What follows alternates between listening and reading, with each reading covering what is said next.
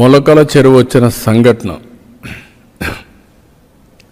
First బయట పెట్టింది మా వాళ్ళు లీడ్ తీసుకొని చేశారు.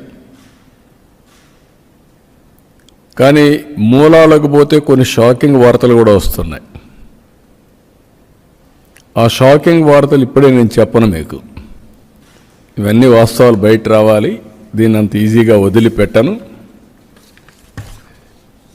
ఇవి చూసిన తర్వాత నాకు అనిపించింది దీన్ని ఒక సిట్ వేసి టోటల్గా ప్రక్షాళన చేయడానికి ముందుకు పోవాల్సిన అవసరం ఉంది. అందుకే GVG Ashok Kumar IPS IGP Eluru range, Rahul Dev Sharma IPS director enforcement prohibition and excise, K Chakravarthi IPS SP CID,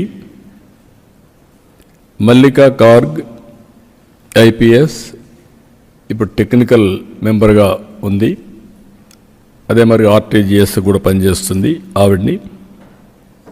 ఈ నలుగురిని ఎక్సైజ్ డిపార్ట్మెంట్లో ఇంకొకరిని తీసుకొని, అనుభవం ఉండే సబ్జెక్ట్ ఎక్స్పర్ట్ని ఒకరు తీసుకొని, వీళ్ళందరూ కలిసి ఏం జరిగిందో మొత్తం